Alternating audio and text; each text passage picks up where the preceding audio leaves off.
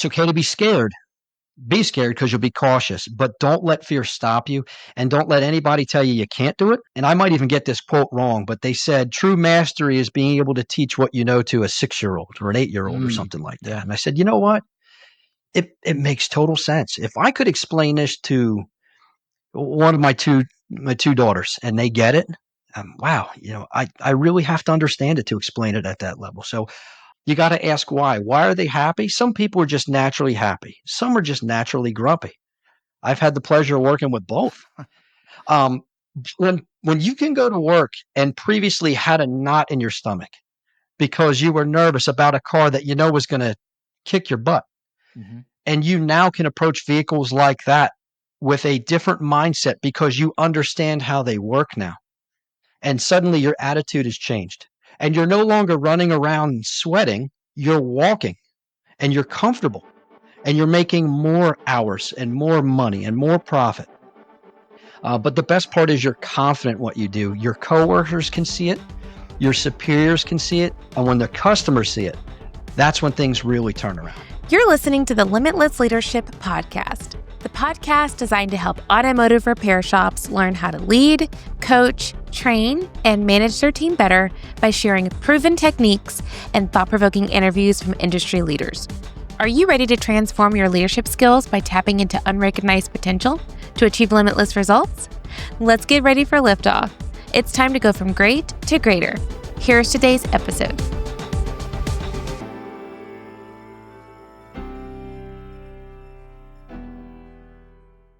All right, leaders, whether you're running a shop, leading a team, or leveling up in your career, you know details matter. And if you're like me, that includes keeping your beard on point. That's why I trust the Bearded Brotherhood. Their beard oils, beard balms, and mustache waxes, among other, are made with all natural ingredients, no junk, no shortcuts, just top-tier quality that keeps my beard looking sharp and feeling great. And let's talk scents. Whether it's their best-selling Woodsman or my personal favorite, Lone Stranger, the Bearded Brotherhood keeps me smelling fresh and my beard stays soft all day. If you take your beard game seriously, this is the stuff that you need. And because you're part of the Limitless Leadership podcast family, I've got a deal for you. Just visit thebeardedbrotherhood.co/lead15 to grab your favorite products and get 15% off in the process, because a great leader deserves a great beard. Now, back to today's episode. Hello, everyone, and welcome back to the Limitless Leadership Podcast. Before we get started today, don't forget to like, comment, subscribe, do all the things you need to on social media. Go hit that like button. Go to YouTube at The Bearded Leader to subscribe to this channel. And, our mission is to reach people and build leaders. You guys know that, and I'm joined by another leader today, a great leader in the industry. A lot of you already know this individual. He's a friend of mine. He is he owns a training company, Steckler Automotive Technical Services. So I gave a little bit away about who this guest is. He also is the technical editor of Motor Age magazine. Our guest today is Mr. Brandon Steckler. Brandon, thanks for being here, man. Hey, Josh, thanks for having me, buddy. It's my pleasure. I really appreciate it. Well, dude, I'm excited for the audience to get to know you. I myself am still getting to know you. I shared with you before we went live on this episode, I've been following you since my Christian Brothers days. I ventured into entrepreneurship a little over 2 years ago, but even back at Christian Brothers, I knew who Brandon Steckler was. I don't know if you knew who I was, but I can tell you, I love the impact that you're making across the industry. You have a genuine heart for people and serving people. And if you're listening and you know Brandon, you already know that about him, but I'd love for the audience to hear who you are, what you do, and how you do it. Awesome. Well, thanks again for having me, Josh. It's an honor to be here, and it's good seeing you again. I'm sorry our encounters have been so brief over the last few visits. But Josh, I am honest to God, I'm just a technician, and I have a real passion for the industry, and I love challenges, and I love to learn. And I just happen to find a knack in being able to explain things to people. I've been doing it since I was a little kid. My brother is about a year and a half younger than me, and when we were kids, he always spoke like he had marbles in his mouth, and I'd translate for him to my mom. So I guess it kind of started at an early age. But no, truth be told, whenever I I saw people struggling with something. I always had a knack for like passing tests and things like that. I was always a straight A student. It came natural to me. So being able to explain things at a level that made sense to people, using stupid analogies and things to help them understand better. It's the way my mind works, and it just helped me explain it. So it kind of works in our field, especially, in the technical training aspect of it. It sure does. I mean, Brandon, that anyone in the automotive repair industry specifically, they're all bilingual. They speak the regular language that a lot of us speak, which is English, but they also speak automotive. And when we're trying to translate the technical to a guest, it can be really challenging. And I know a quote that I share often is that a philosopher will take the simple and make it complex, whereas a communicator takes the complex and makes it simple. And you are a fantastic communicator. You know how important effective communication is. I'll ask you, Brandon, what got you into the industry, and how have you been able to use your communication skills to educate and train individuals in the industry? Well, I happened to fall into the industry by accident. Like many of us as kids, we messed around with dirt bikes and stuff, and we used to mow lawns for pocket money. So I wanted to learn how to fix motorcycles. I'm still very passionate about motorcycles, both off highway and street bikes. But I spoke with my guidance counselor, and they stuck me in a small engine repair. What they call it, recreational and power equipment technology. But then came the later high school years when I wanted to drive, and if I wanted to drive, I needed to make money for gas and insurance. So I wanted to go on co-op. I wanted to spend half the day working and the other half in high school. And they said, you can do that, but you either have to work at a lawnmower shop or a motorcycle shop, which at the time wasn't hiring. But the local mom and pop oil change quick lube place was. So when I went there, they said, well, you have to change your VOTEC major to automotive. So, as I got in there, I had the opportunity, I should say, to earn my Pennsylvania safety inspection license. And that's when it became official that now I'm officially a mechanic. Do you know what I mean? Yeah. So it just progressed from there, one step at a time. So, and that oh, I'm sorry. Go ahead. It's okay. That led to, mom said, where do you want to go to college? I said, I don't want to go to college. I want to get better at being a mechanic. So we found a 2-year associate's degree program in a GM sponsored program called ASEP, Automotive Service Educational Program. And that gave me some structure to learning. I learned how to learn the right way. Important. Yeah. Yeah. And that really jump started things for my career. It put me on the right path, so to speak. And the rest was just hunger, So let me ask you, I don't want to age you, but how long has it been? Let's see. I think this is my 28th year. Excellent. Okay. Yeah. Now, how long have you been a business owner? How long have you been doing this, the whole training thing on your own? So on my own, my business opened in 2018. Okay. That's when I officially launched my business. I started teaching. My mentor, many people that know me, my name is synonymous with Jim Morton as one of his brood, so to speak. And I would watch him teach locally, and I'd see him teach the same class over and over again for different areas. It got to the point like I was a traveling groupie. Well, he played this joke one day. He said, I can't talk. You're going to have to teach the class. And he wanted to see how I did, and it worked out well. But after that is when I realized, I could do it. I just got to get organized. And so that's when it really started. That happened in about 2015. Excellent. Brandon, what kind of advice can you give to somebody who, and you might even be speaking to me here. I shared that I left Christian Brothers a couple of years ago, and this limitless leadership thing is still a fairly new thing outside of the CBA bubble.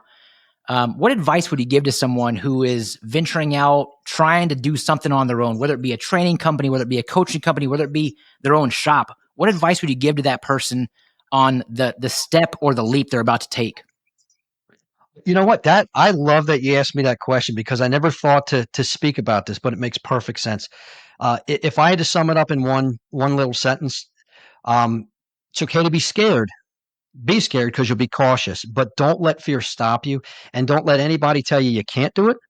Because let me put it to you this way: if I have a job, a career even that I like, uh, and I was in this position, I was working for a shop and I was doing well for myself. I loved being at the shop, but it got to the point where the shop owner said, respectfully, he said, "Look, I need you at the shop, or if you want to be a teacher full time, I support you 100%, but you gotta pick one. You can't be my shop foreman and not be around." I said, "I get it." Uh, so I look at it this way: if all else failed and I flopped, I know I could go back. Yeah. And if the shop doesn't want you back, was it really a good relationship anyway? So what I'm getting at is what I do when I say anyone can do it. Of course, it takes a skill set to do what we do. Um, in the field, we do it, but I'm just saying with some preparation and some practice, and maybe even some guidance, you can do it. And I urge anybody, if you're on the fence about trying something new, try and fail, and it's okay to fail because you can go back to what you were doing before. So And as I good. said, if that shop doesn't want you back, you probably don't want to be there anyway. That's just my opinion. Yeah. If I had to do it all over again, I would have not waited so long. If that makes sense. It makes perfect sense, and I appreciate you for sharing that. And I really love how you talk about the power in doing it scared. It's okay to do it scared. I like what you said. You said being scared allows you to be cautious, and so that also allows you to be strategic in your way of thinking. You can't just act or do on emotion. Like there's some strategy behind what you're doing because you're scared, therefore you're cautious, and therefore you're going to act with some strategy and conviction. I think is the word I might be looking Yeah. for. So, well, very good. So you are a trainer. You started your own training company in 2018. You are a household name around the industry. I mean, I shared with you before we went live. I feel like every podcast I listen to where it's heavy on technician discussion, your name comes up. Wow. Well, it's pretty incredible, man. Like you are a household name. And so now, but I will say this too, Brandon, and I know you're not going to say this because you're so humble. I love how humble you are. I love that there is so much humility in who you are and how you serve people. And I think that's one of the reasons why you're able to connect so well with your audience. I believe that we connect through authenticity, humility, and vulnerability. And I see you doing those three things. And again, even back to my days at Christian Brothers, I saw you doing those three things. This is how you're able to connect with folks. But what might be even more or equally or even more amazing is the fact that you're really good at what you do too. You can connect, but you also know the content. So talk to the audience about how you're able to impact individuals from a connection standpoint and a content standpoint in your trainings. Like what does it look like in a training? If I haven't been to a Brandon Steckler training, what does it look like? Well, the first thing I want to say is don't forget I'm a technician also, and I sat in all the classes. I've got my favorite instructors and my favorite training companies, right? The companies that sponsor the trainers. Mm-hmm. And every one of them has a little bit of different flavor. And I will sit in the same class taught by different instructors or different companies, and I always get something out of it. So I'd urge anybody to take any class, not just companies I happen to work with. But my point of mentioning that, Josh, is that I've sat in classes where the instructor was really confident, and worse than that, he was a bully. Mm. And it. I feel very confident in my abilities as a technician. I won't say I never make mistakes. There's.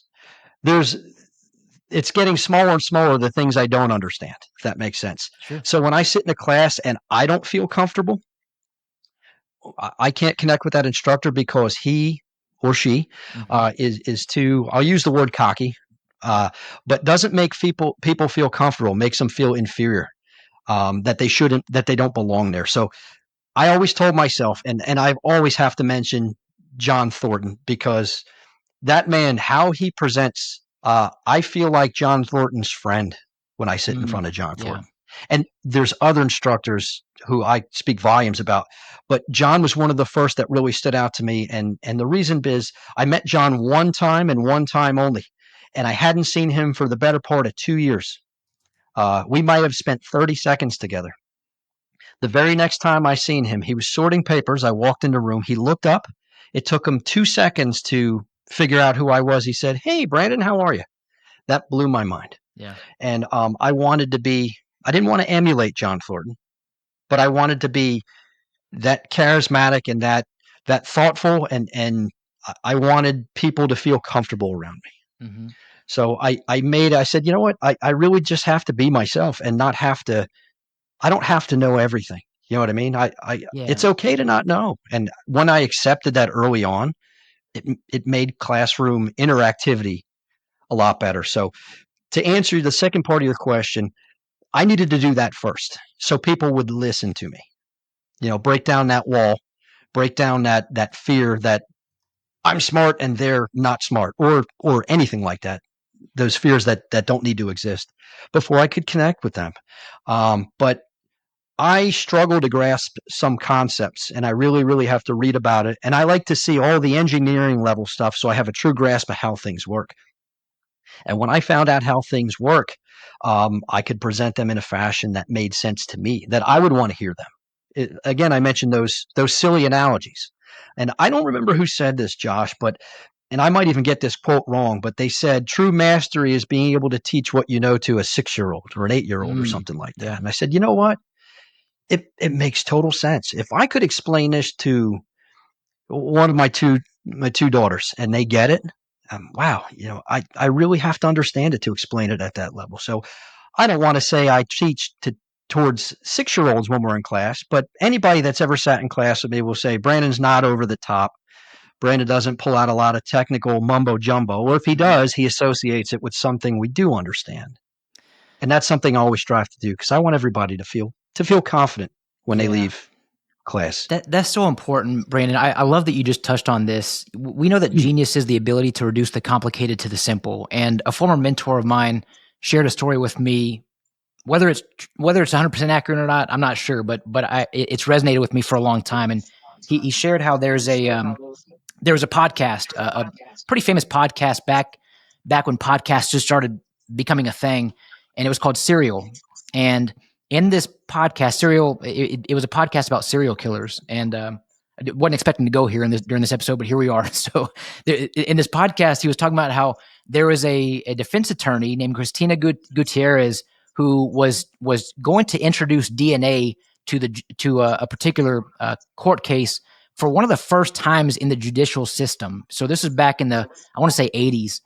And in an effort to explain DNA in a understandable, relatable way, she went to a classroom of second graders, and for 2 straight weeks, she talked to these second graders about DNA because she understood the same thing you just shared. If I can speak to second graders and help them understand what DNA is, surely I can influence a jury of 12 to understand what DNA is. And it's the same kind of concept. Technical jargon can be very challenging, very difficult for the average person, but even for technicians, even for people who are fairly, getting into the industry or fairly green to the industry. And maybe even for veterans. I mean, I'll tell you, I am the average person. I'm your average customer. If you're too technical with me, I'm not going to understand what you're sharing, and I'm not going to feel confident in my buying decision. So being able to reduce the complicated to the simple with someone like me is very important.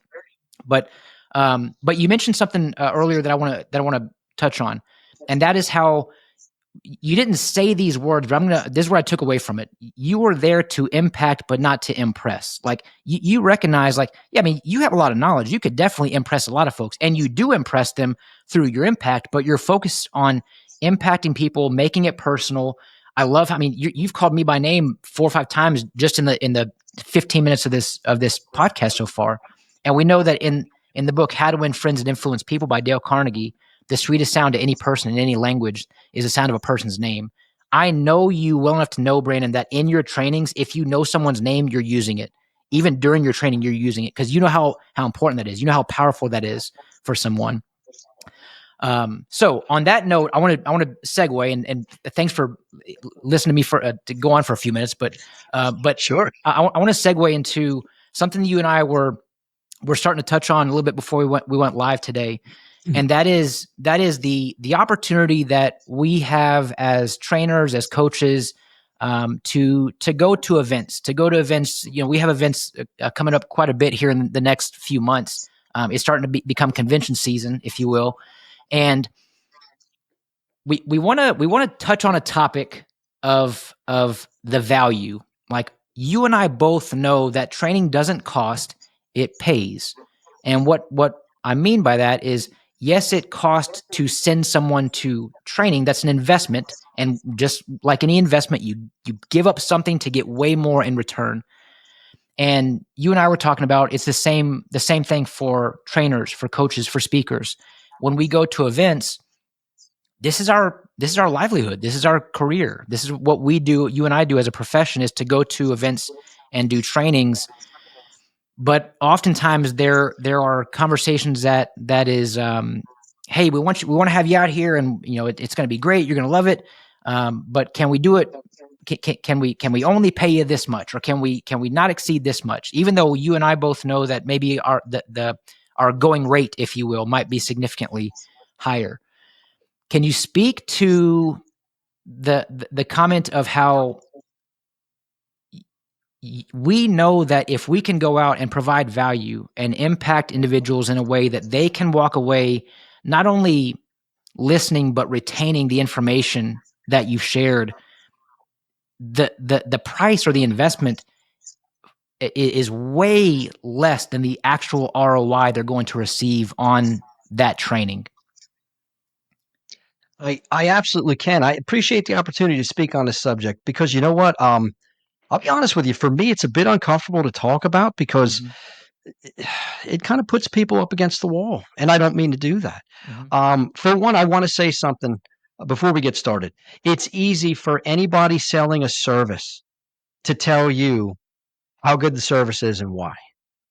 But what we got to remember is, I was the guy I am trying to sell my service to. And I know it works because I became the technician I am today because of the same type of training I'm offering.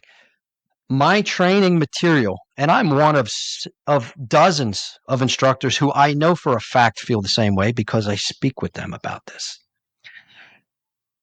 My training material, how I teach, comes from how I learn. And how I learned came from the people that taught me, that influenced my career.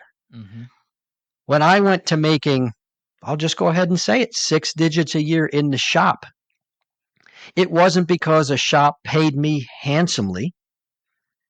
It was because I was getting paid a fair wage and what I could do in return for that shop.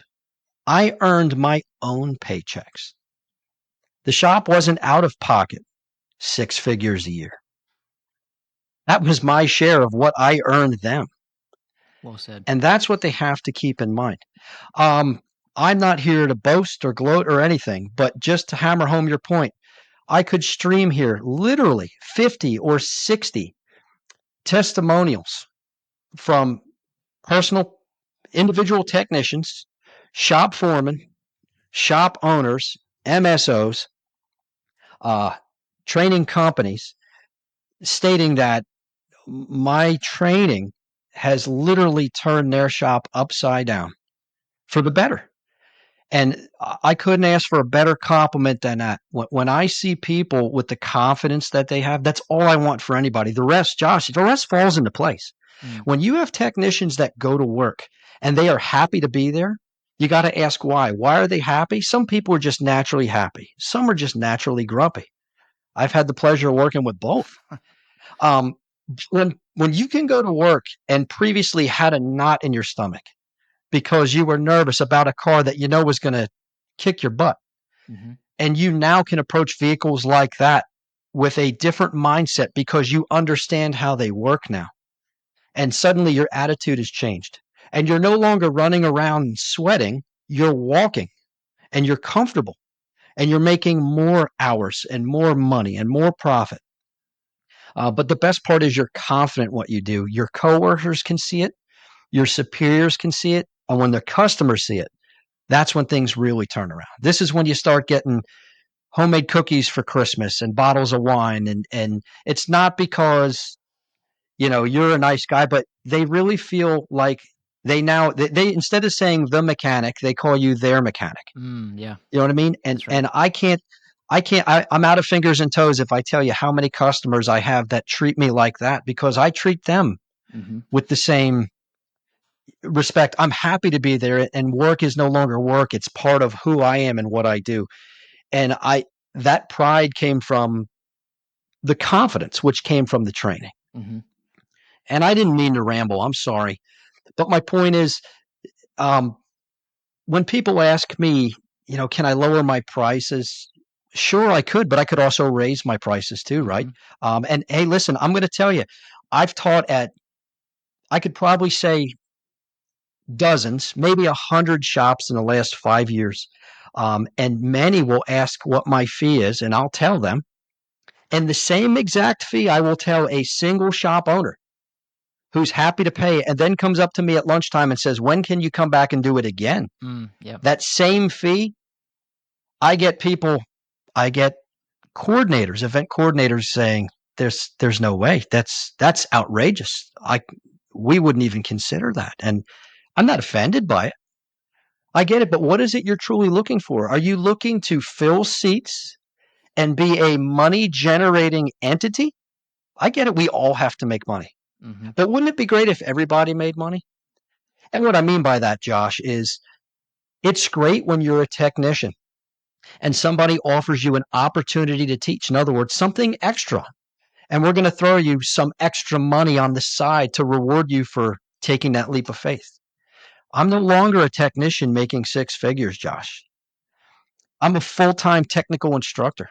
30 years worth of getting my butt kicked.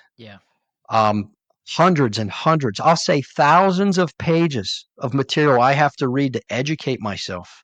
I got to know what to read to learn how to do it. I've got to rent cars and break cars and spend my own money to fix them. Gathering the information, building the PowerPoints, writing the hundreds and tens of thousands of words for pages so it can be put into reading material for people to supplement the classes. All these things take time. The average class, my last class took me 2 years to write. Did I write it full time? No, you can't write full time. You hit writer's block.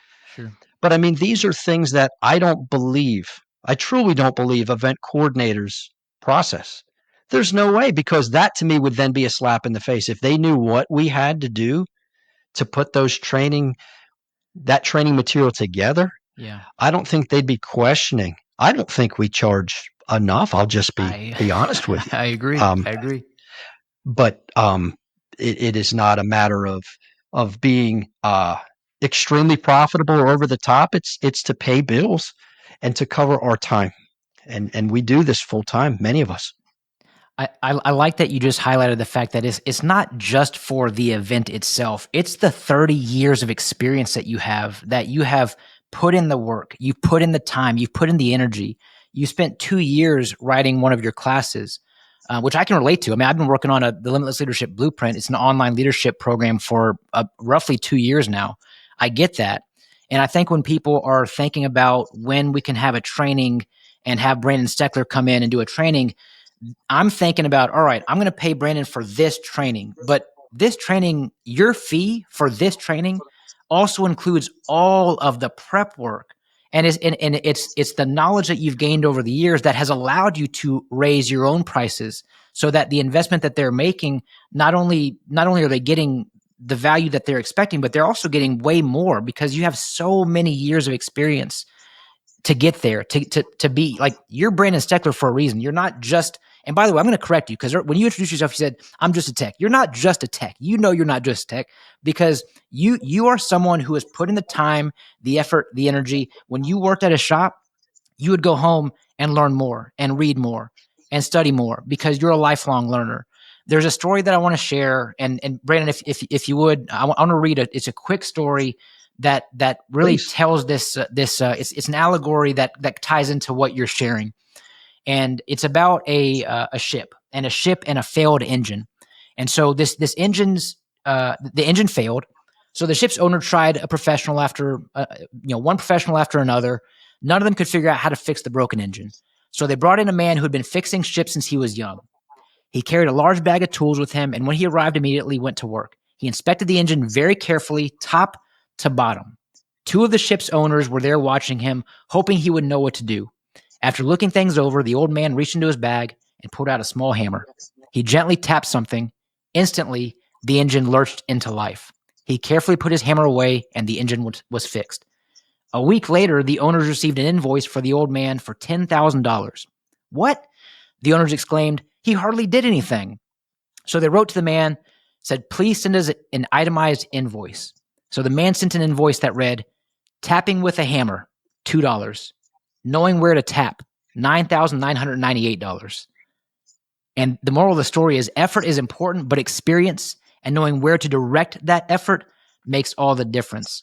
And that's really what event planners, it's what shop owners, it's what individuals who are investing in their team for training are investing in. They're investing in not just a tech, but someone who has devoted their life and the last 30 years of their life to really sharpen your axe and hone this skill set that cannot be delivered by anyone other than Brandon Steckler. Rant over. Well, thank you. Thank you for putting it that way. And I certainly don't want to come off as this lone instructor who's above anybody else. I mean, the level of talent, the people that I'm so fortunate to have befriended that are up at the events with me.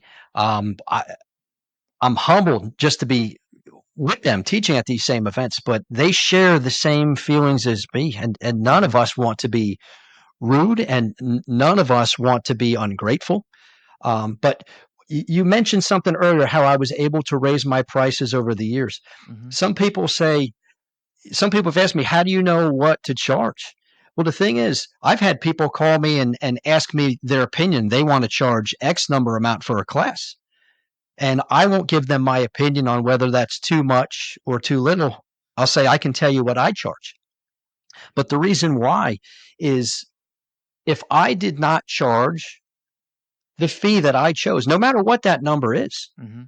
I couldn't afford to spend time creating classes, gathering the content, putting it together, to even teaching is the easy part. That's vacation. Yeah. When I get called in to stand up at events all over the United States or classrooms all over the world, that's the fun part. Yeah. That's not work. That's when I get to interact with people and make friends. The work is what people don't see. When I'm in my 10 by 12 office, 12 hours a day, 4 or 5 days a week, sometimes weekends, because that's the only opportunity I have to go out and tinker with the vehicles. Yep. That's the stuff that I would teach for free. I just want to get paid for the research. And that's pretty much what I'm charging for. So to answer that question, I raise my fees to allow me to afford to dedicate the time necessary to make, and here's the key word, quality classes. That's it. It's anybody can put together a class. Yeah. Thank you for sharing that, Brandon. And it's world class. It's world class. And I say world, I emphasize world because you do travel the world training. You were in Australia just a month ago, weren't you? Yes, sir. Incredible. We've done Australia twice. We've done Brazil 4 times, Ireland, Scotland, England 3 times, Canada handfuls of times. It's just I've offered opportunities in Ghana and South Africa, Poland, Norway, and I'll go anywhere there's an interest. Yeah, anywhere amazing. There's an interest. I love it. I love people, and I love helping people understand it. To me, it's sad. You hear many instructors talk about they like seeing the light bulbs go off. Do you know what I mean when I say figuratively, the light bulbs? Mm-hmm. For me, I like that. I like to see the confidence. I like people walking away going like, I can do this. I love that. You've used that whether word. They're 18 or 78, it doesn't matter. And Brandon, I apologize. I just spoke over you yet again. You use the word confidence now 4 or 5 times. I want to ask you, how important is it for, like, we see someone go to a training, receive coaching, get some continuing education, and for a moment, you see the confidence, you see the motivation, you see the inspiration, like they're on fire, like they're ready to go back and just dedicate their work to their shop and really make it the best shop possible. But we know that motivation is very much like a flame, and flames come and go. And so we want to know, where's your confidence going to be a week from now, or a month from now, or 6 months from now? How important is it for an individual, regardless of the role in their shop, to maintain this level of confidence that you've been able to instill in them from a training? In fact, it is so important. I will not teach any class, no matter what the subject is. Every class contains a portion dedicated to learning how to learn and learning how to implement what we're learning in class. I call it learning with the training wheels on. And what I mean by that is, just like training wheels will keep you from falling over, I show somebody, pick a technique, any technique. I tell them, do not stop doing what you're doing. What I'm offering you today is an opportunity to supplement what you're already doing. And my hope is this: you waste a little bit of time, you invest a little bit of extra time, you come up with your diagnosis, you tell your service advisor, and before the job's sold, you come back, before you back the car out and get off to the next one, you add the extra test or you add the extra tool and just capture the information. Even if you have no idea what the heck you're looking at, capture it and save it. Once you take the engine apart and you find the problem and you fix the problem, capture that information again and save it. Go look at it when you're home and relaxed and comfortable and things are quiet and you're not distracted. I call it learning with the training wheels on because you can't screw up. You can't say, well, I just saw that class last week and I thought this is how I did it, and that's why I misdiagnosed the engine. Yeah. I don't want you to do that because I did that. So you'll be confident if you know you're not going to mess up. Does that make sense? It makes perfect sense. I love what you just shared. We know that 70% of training is forgotten in 24 hours and 90% is forgotten in just a week. I like how you're highlighting the concept of learning how to learn and how you've instilled that in your training. That is something I've personally never heard any trainer talk about. I've been training myself, Brandon, for a decade, and even I don't know that I have intentionally taught someone to learn how to learn. And my idea is repetition breeds retention. But man, I mean, you're helping me think smarter and not harder, because if we can help our training attendees learn how to learn, that retention is going to increase exponentially. That's the key word too, you said, Josh. I'm in total agreement with you. Retention. I don't want you to memorize anything. I purposely bring up in electrical theory, I bring up Lenz's law and Ohm's law and Kirchhoff's law, and people look at me like, here we go. I'm like, I don't want you to memorize that stuff. Let me read it to you, and I'll read a paragraph. And I'll say, what does Ohm's law really mean? It's a relationship between voltage, electrical pressure, current flow, the movement of electrons, and resistance, the opposition to that current flow. Can you remember that? Can you retain that? Of course you can. That's what I want you to do. I don't want you to memorize anything I say. I want it to make sense. Yeah. And that's, in my mind, that's how we retain it, if it makes sense. I think the way that you break down your trainings, the way that you connect with your audience, that is a form of leadership that a lot of folks unfortunately miss the boat on sometimes. And, of course, Brandon, this is a leadership podcast, so I'm going to ask one question that I ask every guest on this podcast, and that is, what does leadership mean to you? Leadership means to me, and of course, I'm going to give you two perspectives, if you don't mind. So I get to answer this question twice. Yeah. Okay. From the perspective of a technical instructor, leadership means taking the time to do the work.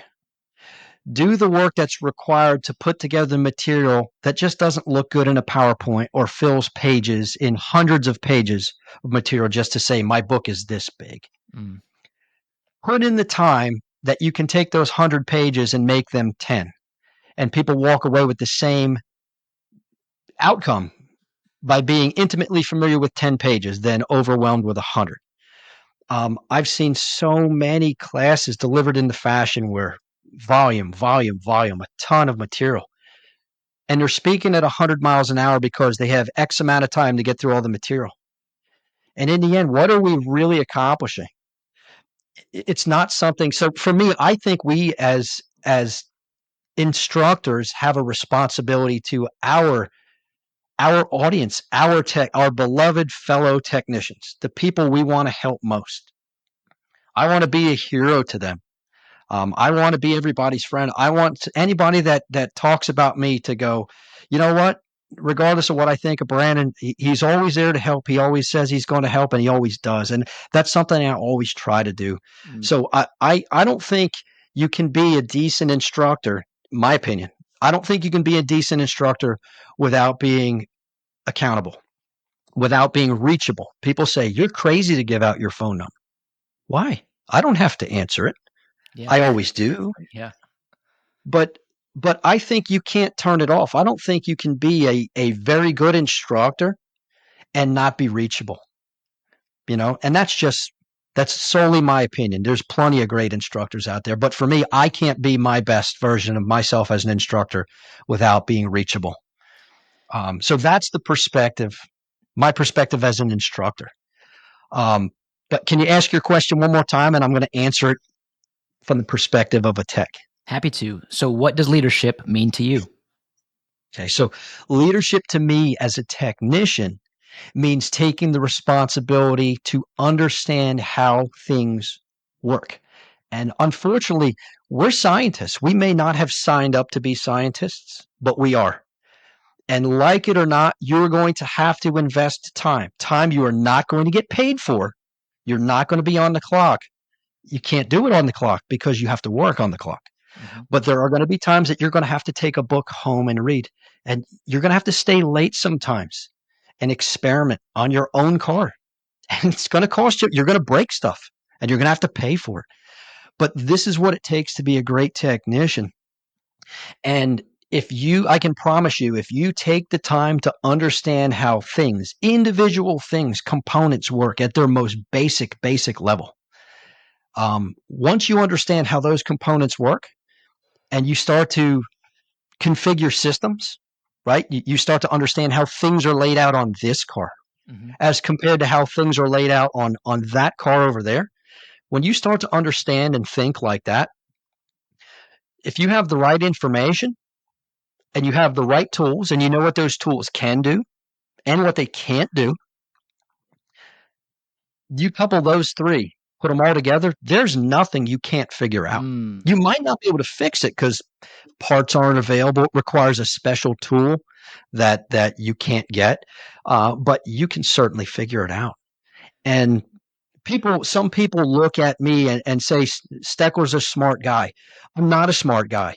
I spent a lot of time researching, but what people perceive as smart, I just figured out how my mind works. I figured out how I can use information to in my best interest, how it's going to support me the most.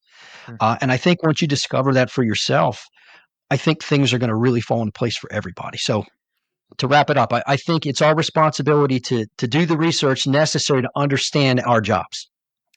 Brandon, you were incredible, man. Like what you just shared is it's so evident as to why you are a household name in this industry. You are one of the top trainers in this industry. You just highlighted the fact that we have the resources, but are we being resourceful?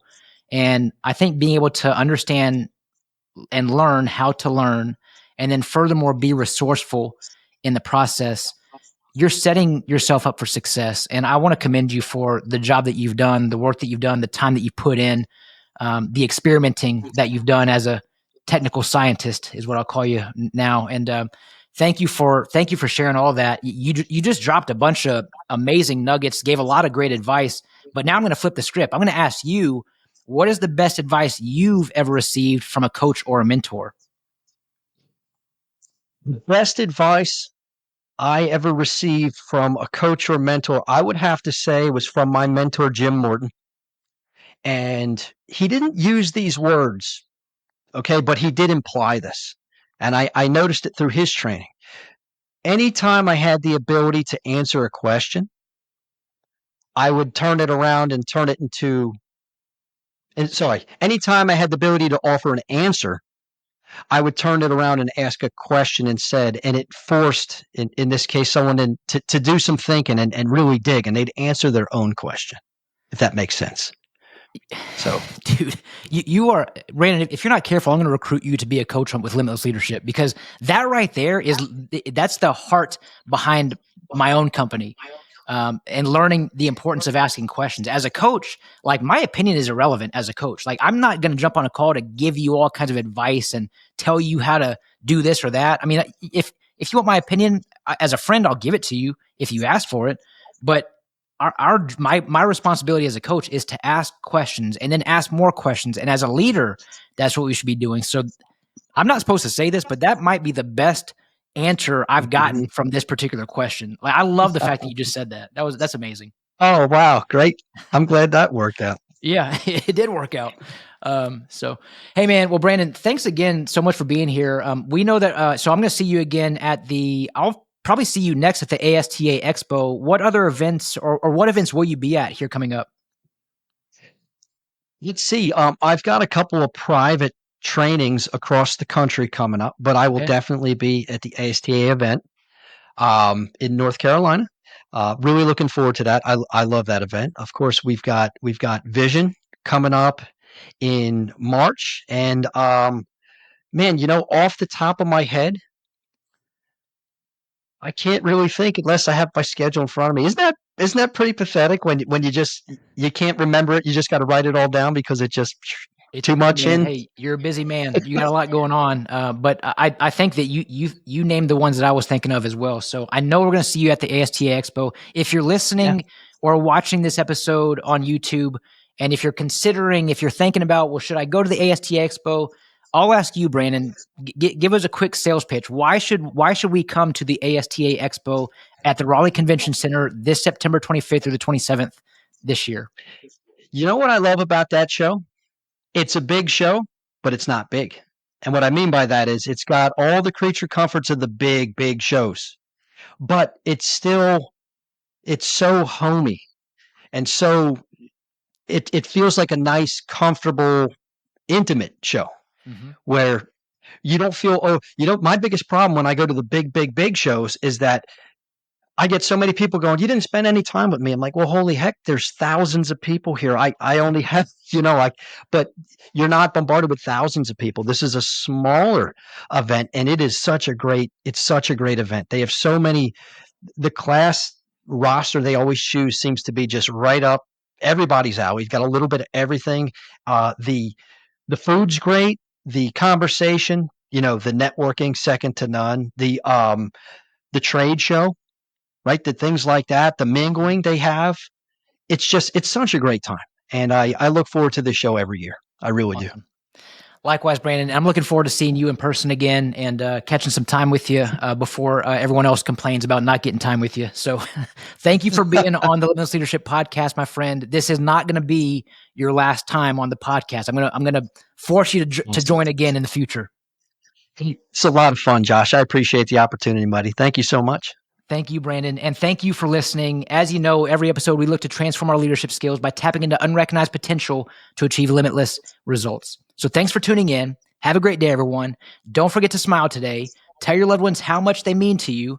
I'm Josh Parnell, reminding you to keep leading well.